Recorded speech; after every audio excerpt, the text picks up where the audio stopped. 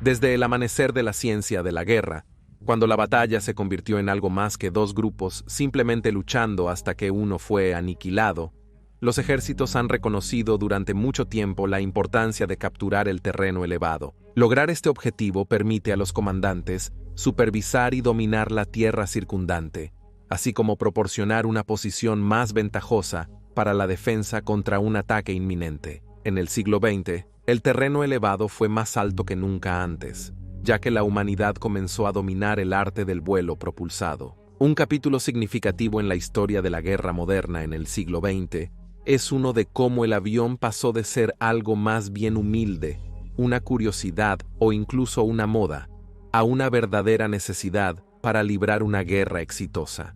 Billones y billones de dólares se gastaron y continúan gastándose para producir los aviones más sofisticados que el mundo haya visto con el fin de dominar al enemigo a través del uso del poder aéreo. Sin embargo, parte del uso del poder aéreo es negar al enemigo el uso de sus propios activos de aviación de combate. Este es el dominio del caza de superioridad aérea, aviones de guerra cuyo único propósito es despejar los cielos de aviones enemigos, para que los aviones aliados puedan realizar su trabajo de realizar reconocimientos, llevar a cabo tareas de transporte y, por supuesto, aniquilar al enemigo en el suelo con bombas. Y como muchas armas del siglo XX y más allá, el caza de superioridad aérea nació en el escenario de la Primera Guerra Mundial y en los cielos, sobre el barro y la sangre de las trincheras. En el episodio de hoy, vamos a examinar algunos de los primeros experimentos en combate aéreo en los primeros días del conflicto,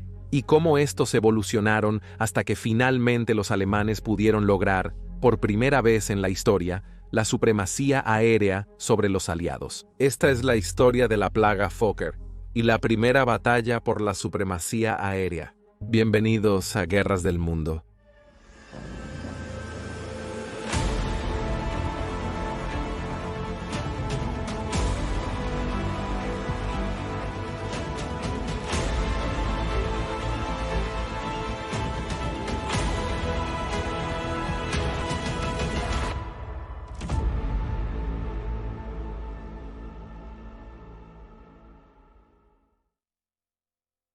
Pero antes de avanzar más en el episodio de hoy, me gustaría agradecer a nuestro patrocinador, Enlisted. Enlisted es un shooter multijugador de la Segunda Guerra Mundial que se enfoca en ser verdaderamente auténtico, asegurándose de que no sientas que estás en una lección de historia en lugar de un juego lleno de acción. Enlisted está disponible en cualquier consola de juegos que te guste, incluyendo PC, Xbox Series 10 y 5 Xbox One, y PlayStation 5 y 4 con soporte completo. También es completamente gratis para jugar, por lo que puedes descargar el juego hoy y comenzar a jugar. Realmente hemos disfrutado poder jugar campañas específicas, incluyendo la invasión de Normandía, pero hay muchas otras para elegir, incluyendo la batalla por Moscú. Enlisted tiene una gran capacidad de personalización, donde puedes elegir las armas, el equipo y los vehículos con los que juegas y construir escuadrones para complementarse entre sí y volverse aún más fuertes. El juego es gratuito y tiene un gran contenido histórico, mientras sigue siendo atractivo para jugar con armas y vehículos realistas para desbloquear a medida que lo haces. Usa nuestro enlace en la descripción para comenzar a jugar gratis hoy, así como obtener acceso a un bono exclusivo de 3 días de tiempo premium y varias órdenes para tropas al registrarte usando nuestro enlace en la descripción. Nos vemos en el campo de batalla.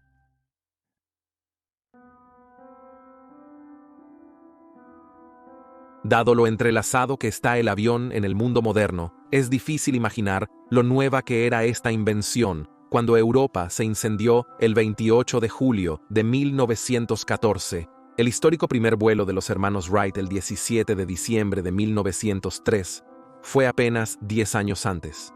Y sin embargo, ahora se esperaba que el avión participara en el mayor choque de imperios durante más de un siglo. Todos los principales combatientes habían formado servicios de vuelo dedicados dentro de sus ejércitos y marinas para manejar las máquinas, pero gran parte de sus inventarios apenas eran aptos para volar, y a menudo se parecían más a prototipos o diseños experimentales que a aviones probados y comprobados. Muchos, y no sin cierto mérito, todavía consideraban que el avión era demasiado inmaduro para participar en la guerra en el verano de 1914, pero a pesar de ello, Los pioneros de la aviación militar de la época estaban ansiosos por demostrar su potencial y se lanzaron al cielo en busca del enemigo. El papel principal que se imaginaba para los aviones era el de reconocimiento y en los primeros meses de la guerra, que en ese momento todavía era fluida en su naturaleza. La velocidad con la que podían cubrir el terreno y su vista de ojo de Dios los hacían activos invaluables. Muy rápidamente demostraron su valor y se ordenaron más aviones a los fabricantes, pero había quienes pensaban que podían asumir un papel más agresivo. Desde sus primeros inicios, había habido un impulso para armar el avión. Incluso los hermanos Wright esbozaron versiones de su histórico avión, equipado con una ametralladora en 1903. Para 1914 comenzaban a aparecer armamentos muy ligeros, como bombas de 9.7 kilogramos lanzadas por el piloto o su observador. Pero estos a menudo imponían penalizaciones de rendimiento debilitantes en los primeros aviones.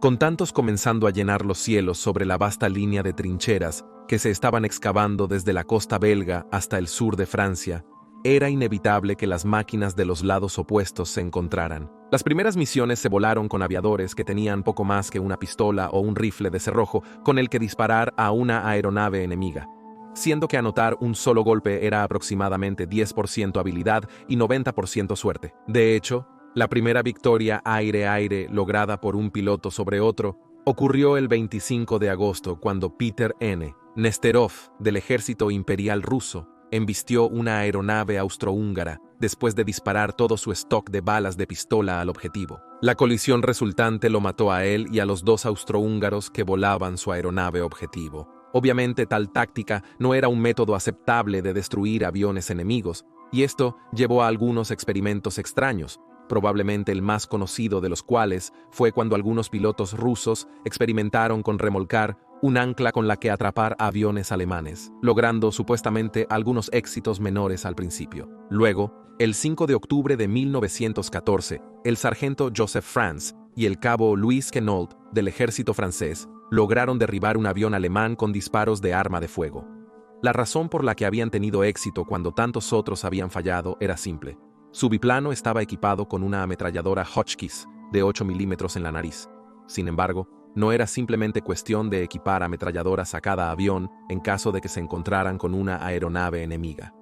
Muchos no podían llevar el peso del arma y su munición, lo que llevó a demandas crecientes de máquinas nuevas y más potentes. También estaba el asunto de apuntar. La gran mayoría de los aviones eran de tipo tractor, con la hélice en la parte delantera del avión, pero esto significaba que al atacar a otro avión en el hemisferio frontal, cualquier ametralladora en el avión tenía que dispararse alrededor del arco de la hélice para que el piloto no la disparara, convirtiendo su máquina en un planeador. Por ello, apuntar era muy difícil y la mayoría de los aviones contaban con una ametralladora en la cabina trasera, montada sobre un pivote. Aunque esto proporcionaba un buen campo de tiro en todas las direcciones, excepto directamente hacia adelante, requería que el avión se estuviera alejando del objetivo al disparar. Una desventaja obvia, ya que un enemigo simplemente podría girar mientras el piloto intentaba poner a su observador en una buena posición de disparo. Alternativamente, había aviones de tipo empujador, como el Voisin de France y Quenault. Estos no tenían el problema de disparar alrededor de la hélice, permitiendo a un piloto y observador atacar de frente. Sin embargo, generalmente eran más difíciles de volar y tenían un rendimiento inferior. En cuanto a usar el arma para atacar a una aeronave enemiga, requería una gran coordinación entre el piloto y el artillero, algo que era extremadamente difícil en el ruidoso y ventoso espacio del cielo. E incluso cuando se dominaba, la comunicación entre ambos a menudo retrasaba los tiempos de respuesta. Lo que se necesitaba era una forma para que un solo piloto pudiera volar y apuntar su arma adecuadamente al mismo tiempo para convertir el avión en parte del arma, y a medida que amanecía 1915, justo tal arma de los cielos estaba a punto de ser desplegada. El holandés Anthony Fokker nació en las Indias Orientales holandesas, la actual Indonesia, el 6 de abril de 1890. Con el nacimiento de los vuelos coincidiendo con su adolescencia, Fokker pronto quedó cautivado con los aviones, particularmente después de ver demostraciones de los hermanos Wright en Francia. En 1910, su familia lo envió a estudiar mecánica de automóviles en Alemania, pero su pasión permaneció en el cielo, por lo que cambió su vocación a la aeronáutica, construyendo su primer avión ese mismo año, al que llamó La Araña. La Araña llegó a un final desafortunado cuando un amigo suyo la estrelló contra un árbol, pero sin desanimarse, Fokker creó un segundo avión, y después de demostrarlo y sus diseños en papel a los inversores, en 1912 logró abrir una fábrica de aviones cerca de Berlín antes de trasladarse a Schwerin. El estallido de la guerra llevó al gobierno alemán a apoderarse de la fábrica para satisfacer sus necesidades de aviones militares, con Fokker permaneciendo como director. Rápidamente quedó claro que los aviones iban a asumir cada vez más un papel de combate, y al igual que muchos otros fabricantes, Fokker y su equipo comenzaron a diseñar aviones armados. Al darse cuenta de que para ser efectivo en la destrucción de un avión enemigo, el piloto necesita poder apuntar el arma usando el avión, Fokker se encontró con los mismos problemas que otros fabricantes, a saber, la hélice estorbaba. Fue entonces cuando tuvo una idea. ¿Qué pasaría si hubiera una forma de asegurar que las armas solo pudieran disparar cuando la hélice estuviera fuera de la línea de balas? De esa manera, el piloto podría apuntar con el arma como en el suelo y apuntar dirigiendo el avión. En realidad, no era una idea completamente nueva, y un puñado de ingenieros tanto en Francia como en Alemania habían producido patentes e incluso prototipos para tales dispositivos para sincronizar esencialmente la hélice y el arma, pero ninguno había logrado hacerlo funcionar. El piloto francés Roland Garros y el ingeniero Raymond Saulnier se vieron obligados a abandonar su esfuerzo por crear tal mecanismo, y en su lugar recurrieron a usar cuñas blindadas en la hélice que desviarían cualquier bala que la golpeara. Usando esta nueva hélice, Garros derribó 3 aviones alemanes en abril de 1915, pero luego él mismo fue derribado detrás de las líneas alemanas. Observando el éxito de Garros, las autoridades alemanas buscaron replicar el diseño de la hélice con cuña blindada, creyendo que esta era la solución a su problema. Pero en cambio, creó un sinfín de otros problemas. En primer lugar, las cuñas blindadas eran demasiado débiles para ser efectivas en proteger la hélice de la munición alemana más potente que las golpearía a su máxima velocidad, y aunque no lo fueran, los franceses descubrieron que después de varios segundos de fuego, su efectividad se reducía significativamente, lo que significa que el arma todavía representaba un peligro para la hélice y tendrían que ser reemplazadas después de cada combate. Además, el peso de estas cuñas disminuía el rendimiento de la hélice y por ende la velocidad total del avión. Aunque Fokker fue uno de los ingenieros a los que se acercaron para replicar las cuñas para los aviones alemanes, no quedó impresionado con ellas. Sentía que el trabajo de ingeniería era descuidado e ineficiente. Luego, 48 horas después, se acercó a las autoridades alemanas con una alternativa, su propio diseño para un sistema de sincronización. El diseño de Fokker funcionaba de manera diferente a los esfuerzos anteriores, en el sentido de que en lugar de intentar interrumpir el disparo del arma, el arma solo podía dispararse si se cumplían 2 factores. Se presionaba el gatillo y la hélice estaba despejada. Si no lo estaban, entonces todo el mecanismo no funcionaría, permitiendo que la hélice pasara antes de que todo estuviera en su lugar nuevamente y el arma pudiera reanudar el disparo. Una vez, se creyó que diseñó el sistema desde cero durante esas 48 horas, quizás inspirado por los restos del diseño de Saulnier que quedaban en la aeronave de Garros, pero ahora se acepta ampliamente que ya estaba trabajando en ello antes del derribo de Garros, siendo la historia ficticia cuando se relató en la biografía de Fokker años después. Adecuadamente impresionado con la propuesta, el alto mando alemán solicitó una demostración, y así Fokker se dedicó a instalar su diseño en 2 monoplanos de un solo asiento, Fokker M5K, que su compañía había estado produciendo para el ejército alemán. Al diseñar la serie 5 de monoplanos, Fokker tomó prestado en gran medida del francés Marine Saulnier H, e incluso, en numerosas ocasiones, los británicos y franceses los confundieron con aviones amigos cuando aparecieron en el frente occidental, lo que enfatiza aún más la influencia del Morane. Al igual que el diseño original, la cola y los elevadores se movían utilizando el alabeo de las alas para controlar el avión en vuelo, mientras que la potencia se derivaba de un motor rotativo de 7 cilindros de 80 caballos de fuerza bastante mediocre. Una versión con licencia del motor francés Gnome Lambda. A Fokker no le gustaba este motor en absoluto. Lo describía como complicado, poco fiable, difícil de operar y consumía una enorme cantidad de gas y aceite para producir relativamente pocos resultados. Pero para la época era con lo que tenía que trabajar. Para lograr la sincronización entre el arma y la hélice, Fokker conectó el mecanismo al motor a través de una leva que movía 2 varillas cuando el arma necesitaba dejar de disparar. Inicialmente, Fokker demostró la efectividad del mecanismo reemplazando la hélice con un disco de madera en el que se hicieron 2 marcas para donde habrían estado las palas de la hélice. Después de disparar el arma, el disco fue perforado con agujeros alrededor, excepto donde estaban pintadas las hélices. El ejército alemán luego exigió demostraciones de vuelo, y Fokker llevó 2 aviones equipados con su mecanismo a Stene, en el noreste de Francia, ocupada por los alemanes, donde el 13 de junio de 1915 realizó ataques en picado contra objetivos en tierra frente a oficiales de primera línea previamente escépticos. Se realizaron más demostraciones en el frente, incluyendo frente al príncipe heredero Wilhelm, hijo del Kaiser Wilhelm, quien comandaba el Quinto Ejército, para influir aún más en los pilotos de primera línea que se esperaba que volaran el nuevo avión y su arma en combate. El teniente Otto Parschau se unió a Fokker durante la demostración. Sin embargo, a pesar del éxito de estas demostraciones, todavía había un sentimiento persistente entre muchos oficiales de que el diseño de Fokker solo se vería bien en un campo de tiro y que no resistiría las rigurosidades del combate. Por lo tanto, exigieron una prueba real, una contra los británicos y los franceses, donde toda duda sería borrada para siempre.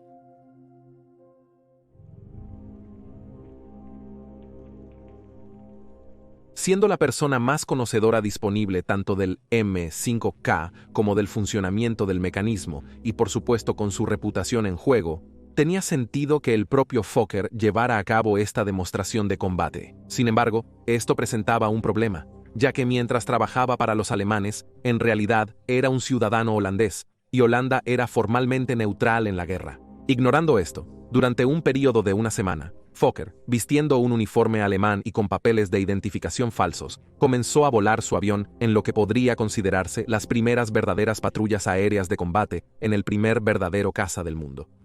Se quedó sobre las líneas alemanas en caso de que fuera derribado o sufriera una falla mecánica que pudiera entregar su diseño revolucionario a los aliados occidentales, en lugar de buscar exploradores británicos o franceses mirando hacia las trincheras alemanas. Las cuentas difieren sobre lo que exactamente sucedió durante estos vuelos. Algunos afirman que no encontró ningún avión para disparar, mientras que otros dicen que vio a un humilde explorador francés de 2 plazas cruzando las líneas alemanas. Maniobró para atacar desde arriba, cuando de repente se encontró incapaz de apretar el gatillo a otro avión con 2 seres humanos a bordo. Por lo tanto, dejó que el avión francés continuara su vuelo sin desafíos, y cuando aterrizó, supuestamente le dijo a un colega que iba a dejar el asesinato a los propios alemanes. Exactamente cuál es cierto no está claro. Fokker luego regresó a su fábrica en Schwerin, pero dejó atrás sus prototipos armados, que en cambio fueron colocados en manos de 2 pilotos que pronto se convertirían en leyendas en los anales de la historia de la aviación, Oswald Bulke y Max Emilmann. Ambos hombres eran fervientes partidarios del nuevo avión y comenzaron a trabajar en el desarrollo de tácticas para su uso. Sin embargo, sería otro piloto quien reclamaría el mérito de lograr la primera muerte en el M5K, utilizando el equipo de sincronización de Fokker. El teniente Kurt Wingens provenía de una orgullosa familia militar prusiana y apenas había completado su entrenamiento de vuelo cuando se encontró a los controles del avión revolucionario el 1 de julio de 1915. El piloto de 20 años ya era bastante único en el ejército alemán, siendo el único aviador formalmente autorizado para usar lentes correctivos. Durante la tarde, Wingens vagó sobre la línea francesa, donde avistó un avión de exploración francés de 2 asientos tipo L para Sol. Al relatar la batalla en una carta a un amigo que escribió al día siguiente, Wingens dijo: había volado al frente un par de veces sin ver a un oponente hasta ayer por la noche, cuando llegó el gran momento. Hora 6 en punto, lugar al este de Lunaville. Altitud entre 2000 y 2500 metros. De repente, noto un monoplano frente a mí, aproximadamente 300 metros más alto. En el mismo momento, ya había buceado frente a mí, disparando ferozmente su ametralladora decentemente. Pero al sumergirme inmediatamente en dirección opuesta bajo él falló salvajemente. Después de 4 ataques, alcancé su altitud en un gran giro, y ahora mi ametralladora hizo algo de hablar. Ataqué a una distancia tan cercana que nos miramos a la cara. Después de mi tercer ataque, hizo la cosa más estúpida que pudo hacer. Huyó. Giré la caja en el lugar y lo tuve de inmediato, bellamente en mi vista. Fuego rápido durante unos 4 segundos y su nariz bajó.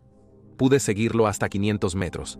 Luego, desafortunadamente, me dispararon desde el suelo demasiado caliente, la pelea estando muy por encima de las líneas francesas. Como sucedió, el avión francés, a pesar de estar lisiado, logró aterrizar de manera segura. Sin embargo, porque las autoridades alemanas no pudieron confirmar su reclamo, a Wingens no se le acreditó la victoria ni una segunda, que logró 3 días después. Wingens tendría que esperar hasta el 15 de julio cuando se enfrentó y derribó otro tipo L, para ser formalmente acreditado con la primera victoria usando el engranaje de sincronización de Fokker. Vengeance lograría otra primicia unos meses después, cuando derribó a Victor Chapman, el primer piloto estadounidense en ser asesinado en la guerra. Él mismo fue derribado el 25 de septiembre de 1915, después de lograr 19 victorias en combate aéreo, 14 en el caza de Fokker. Pocos del lado aliado en esta temprana coyuntura apreciaron lo que Huygens había iniciado en julio de 1915. Fue el comienzo de lo que recordarían como la plaga de Fokker, y lo que la historia recuerda como la primera batalla por la superioridad aérea sobre un campo de batalla. Acaba de comenzar una nueva era en la guerra.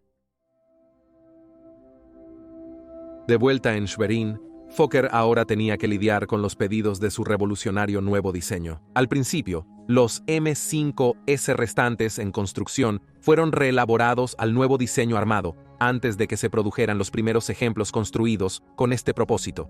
Estos diferían de sus predecesores al tener sus alas movidas de la alta posición del hombro más abajo, convirtiéndolos en monoplanos de ala media. También diferían en que la ametralladora Parabellum NG-14, instalada en los prototipos, que había resultado bastante problemática, fue reemplazada por la ametralladora Spandau Infanterie Maschinengewehr 0, 8 de 7.92 milímetros. Aún impulsado por el motor U0, tenía una velocidad máxima de 131.8 kilómetros por hora.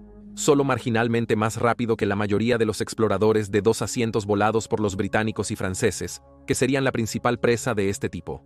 Dado lo revolucionario que era el nuevo avión, no parecía apropiado seguir refiriéndose a ellos con la antigua designación, por lo que se aplicó una nueva, la E1, donde la E representa Eindecker, que significa monoplano. Las órdenes para el E1 pusieron una tremenda carga en los equipos de fabricación de Fokker, quienes no solo tenían pedidos del ejército alemán, sino también del ejército austrohúngaro. Como si esto no fuera suficientemente estresante para el holandés, también estaba enfrentando una acción legal del ingeniero August Euler, quien afirmaba que, habiendo patentado la idea de sincronizar un arma con la hélice de un avión en 1912, Fokker básicamente la había robado y estaba obteniendo todo el reconocimiento generalizado. La producción luchó por satisfacer la demanda y los Eindeckers salieron a cuentagotas de Schwer a las unidades de vuelo de primera línea, a pesar de que Fokker amplió su personal. Cuando los aviones llegaron al frente, todavía había cierto debate sobre cómo emplearlos mejor. Finalmente, se decidió asignar un pequeño número de Eindeckers a las unidades de reconocimiento, generalmente un solo ejemplo por cada 6 de cualquier otro avión que se asignara. Dado que no había un programa de entrenamiento formal para el combate aéreo, en los primeros meses de su empleo, los pilotos más experimentados se turnaban para volar el Eindecker entre sus deberes regulares, transmitiendo el conocimiento de sus experiencias a sus camaradas para construir un grupo de expertos. Oswald Belke se convertiría en un maestro en el campo del combate aéreo en este momento, no solo por su puntuación, sino por su habilidad para formalizar y luego enseñar los métodos que había aprendido en el campo. La primera victoria de Belke llegó 3 días después del primer encuentro de Witken, pero no fue en un Eindecker. En cambio, el 4 de julio de 1915 estaba volando un Albatros C-1 junto con su observador, cuando avistaron otro Scout Parasol francés tipo L y lograron derribarlo. No sería hasta el 19 de agosto que aumentaría exponencialmente su conteo con los Eindeckers cuando derribó un biplano británico, y 5 aviones más caerían ante sus armas antes de que terminara el año. Un logro extraordinario dado lo ineficaz que había sido el combate aéreo anteriormente. Belke finalmente formaría las primeras reglas para el combate aéreo, muchas de las cuales continúan siendo válidas hoy en día. Su dicta Belse, como se le refería, exigía, entre otras cosas, que los pilotos aseguraran la ventaja antes de atacar, mantuvieran el sol detrás de ellos, si su oponente se lanza sobre ellos, no huyan sino luchen y siempre lleven a cabo su ataque. Belse, Immelmann, Huygens y otros pioneros tempranos del combate de cazas pronto comenzaron a perfeccionar la fórmula para enfrentarse a los aviones británicos y franceses. Cuando fuera posible, se enfrentarían desde la parte trasera y por encima del objetivo. Esto les daría más tiempo para alinear sus disparos que desde cualquier otro cuadrante donde el objetivo sería mucho más difícil de apuntar. Dado que los observadores de los biplazas a menudo tenían sus propias armas, la sorpresa también era un ingrediente clave, ya que un solo disparo afortunado de rifle podría golpear un componente vital del motor en el Eindecker o, peor aún, el aún más vital piloto. La similitud de Leindecker con su ancestro Moraine ciertamente ayudó, ya que los pilotos aliados continuaron confundiendo ocasionalmente el avión alemán con un aliado. Incluso si el piloto y el observador del objetivo veían al Leindecker atacante persiguiéndolos desde atrás, con los mecanismos revolucionarios de Fokker aún siendo un factor relativamente desconocido entre los británicos y franceses, muchos de sus aviadores realmente se sentían seguros al ver el avión alemán detrás de ellos, creyendo que su propia hélice estaba bloqueando su fuego. Esa falsa sensación de seguridad duró hasta que las balas comenzaron a desgarrar su fuselaje, dado que incluso en circunstancias ideales, había una posibilidad de que la víctima prevista pudiera sobrevivir al ataque. Immelmann concibió una maniobra que se conocería como el giro de Immelmann para permitir un segundo ataque. Habiendo pasado el objetivo, Immelmann luego subiría de nuevo más allá de la aeronave enemiga y justo antes de estancarse en la cima, aplicaría el timón completo para girar su aeronave. Esto puso su Leindecker mirando hacia abajo a la nave enemiga, permitiéndole hacer otra pasada en picada a alta velocidad. Esta maniobra sería adoptada más tarde ampliamente por los pilotos de combate de todos los bandos. Sin embargo, la situación aún estaba lejos de ser ideal para los nuevos pilotos de combate alemanes, porque a pesar de su revolucionaria capacidad para disparar a través de la hélice, el Leindecker seguía siendo un diseño antiguo de aeronave de 1915 que sufría de una falta de potencia debilitante de su motor de 80 caballos de fuerza. Reconociendo esto desde el principio, Anthony Fokker ya había comenzado a trabajar y a probar una variante mejorada, que, además de recibir un motor rotativo más potente de 100 caballos de fuerza, también presentaba una envergadura reducida. Ambos factores contribuyeron a darle una velocidad máxima de 87.9 km por hora, pero esto se logró a costa de su tasa de ascenso, y los pilotos informaron que no se manejaba tan bien como el original. Identificado como el Fokker E2, el avión se produjo junto con el original. Finalmente se fabricaron 54 E1 y 49 E2. Con el dramático incremento de las pérdidas en comparación a meses anteriores, los comandantes aliados se percataron de que algo nuevo ocurría. El número de derribos logrados por los Leindeckers se vio favorecido por el aumento dramático en el número de aviones en el frente, ya que la conciencia de su utilidad había llevado a un aumento en la producción de aviones, particularmente en Gran Bretaña. Para los pilotos aliados, la aparición del Leindecker era similar a algún tipo de monstruo mitológico, y se generó un misticismo sobre sus capacidades, sin saber que muchos de sus aviones tenían un rendimiento comparable o incluso superior, pero carecían del arma sincronizada que hacía que el avión alemán fuera tan letal, y letal fue. Entre julio y diciembre de 1915, los Leindeckers fueron responsables de la destrucción de 84 máquinas aliadas, una cifra sin precedentes hasta entonces. En resumen, donde operaban los Leindeckers, los alemanes tenían casi un control total del aire. Habían logrado la supremacía aérea. Para octubre de 1915, los comandantes británicos comenzaron a expresar preocupaciones de que sus pilotos estaban experimentando temor de volar cerca de las líneas alemanas donde se sabía que operaban los Leindeckers y solicitaron que se hiciera algo al respecto. Con miles de hombres siendo masacrados en la tierra de nadie abajo, las preocupaciones de un puñado comparativamente pequeño de aviadores se encontraron con poca simpatía por parte de los oficiales superiores que respondieron con demandas de que cada hombre cumpliera con su deber. Por lo tanto, muchos aviadores aliados comenzaron a tomar las cosas en sus propias manos, ya sea adaptando rudimentariamente sus aviones para el combate aéreo o desarrollando tácticas para la protección cooperativa. Se colocaron ametralladoras en aviones que nunca se pensó para el combate, como el británico B-2C. Estas estaban inclinadas lejos de la hélice, lo que significa que para golpear a un Leindecker, los pilotos tenían que apuntar a la izquierda o a la derecha de su objetivo. Los pilotos, al darse cuenta de que tenían pocas posibilidades de golpearlos de esta manera, optaron simplemente por acosar o ahuyentar a un Leindecker atacante. Sin embargo, la reasignación de aviones a tareas anti-Fokker tuvo el efecto secundario de que el número de misiones de reconocimiento y bombardeo que los aliados podían llevar a cabo se desplomó. Aunque la historia elogia a Leindecker por su letalidad durante este periodo, la realidad es que su impacto en los aliados fue mucho más allá del número de aviones que derribó. Claramente, las potencias aliadas necesitaban una respuesta efectiva al Leindecker, y la carrera estaba en marcha para producir aviones que neutralizaran a los letales Fokkers. La falta de su propia versión del engranaje de sincronización significaba que en su lugar tenían que perfeccionar los métodos ya empleados. Trabajando para la compañía francesa Newport, el diseñador de aviones Gustave Delage desarrolló el Newport 11, que contaba con una única ametralladora Lewis fijada en la parte superior del ala superior para disparar por encima de la hélice. Aunque algo incómodo, un piloto hábil podría volverse tan letal como los Eindeckers, una vez que se acostumbrara a operar un arma de esta manera. Mientras tanto, los británicos introdujeron el Royal Aircraft Factory F-2, un nuevo tipo de avión propulsor con una tripulación de 2 armado con 1 o incluso 2 ametralladoras que podían ser giradas hacia un objetivo. A esto le siguió el Airco de H-2, nuevamente otro tipo de propulsor, pero uno que estaba mucho más refinado que el A.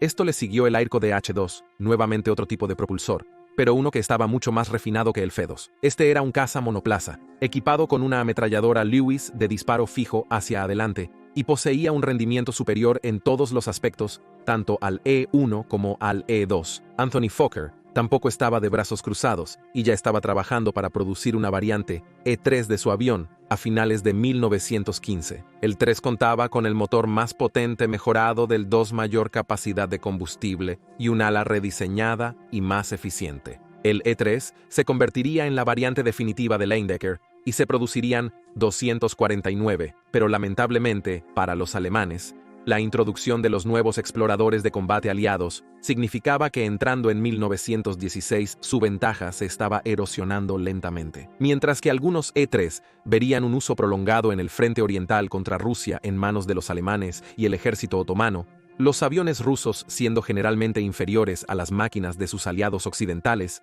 para 1916 la situación había cambiado tanto que ahora eran los Eindeckers quienes estaban siendo masacrados sin piedad. El último clavo en el ataúd de este tipo llegó cerca del final de ese mes, cuando aparecieron los primeros cazas británicos operativos con sus propios engranajes de sincronización. De nuevo, habiendo reconocido esto, incluso mientras se estaba trabajando en el E-3 Fokker, estaba diseñando una versión aún más potente y capaz. El E-4 era esencialmente un Fokker E-3 alargado, y estaba alimentado por un motor rotativo de 14 cilindros en 2 filas de 160 caballos de fuerza. De nuevo, otra copia de un motor francés, esta vez el conocido doble lambda. Además de proporcionar un mayor rendimiento, se pretendía que el motor más potente permitiera al Eindecker llevar 2 o incluso 3 ametralladoras, aumentando dramáticamente su potencia de fuego, así como proporcionando redundancia si una de las armas se atascaba. Un hecho común en aquel tiempo que haría que cualquiera de los Eindeckers anteriores tuviera que huir del combate. En papel, el E-4 superaba incluso a los nuevos cazas aliados. El motor U-3 lo arrastraba hasta una velocidad máxima de 177.2 km por hora, pero el E-4 era un avión problemático. El motor más potente en realidad causaba una reducción en la agilidad, un factor que se estaba apreciando cada vez más en los combates entre aviones, que los pilotos comparaban con una pelea de perros.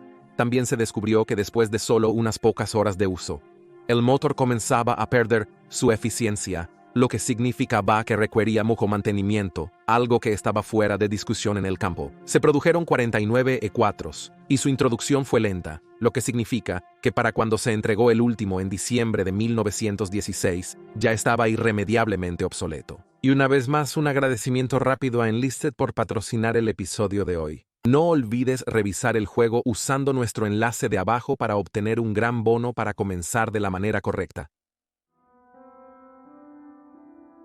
El término azote de Fokker fue acuñado por la prensa después de que los Eindeckers habían sido anulados, y desde entonces se ha utilizado para describir este oscuro capítulo de la guerra aérea de los aliados. A partir de ese momento, todas las operaciones aéreas importantes incluyeron el uso de exploradores de combate para despejar los cielos del enemigo, y desde 1916 en adelante, los combates aéreos aumentaron en intensidad y complejidad. Fokker y su compañía continuarían construyendo aviones para los alemanes, y esto incluiría probablemente el avión más famoso de toda la guerra, el distintivo triplano Fokker DR-1, que sirvió como montura del legendario Manfred von Richthofen, el propio Barón Rojo. Ni Fokker, ni Belke, ni ninguno de esos pioneros de los primeros pilotos de combate podrían haber imaginado nunca cómo evolucionaría el combate aéreo en las décadas siguientes. Hoy en día, los aviones supersónicos que operan en equipos unidos por computadoras de enlace de datos y forjados en diseño sigiloso para hacerlos difíciles de detectar,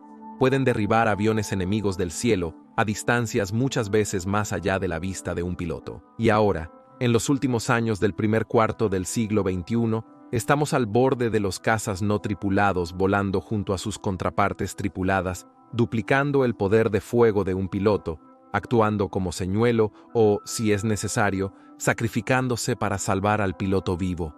Y todo comenzó con Fokker y los Eindeckers.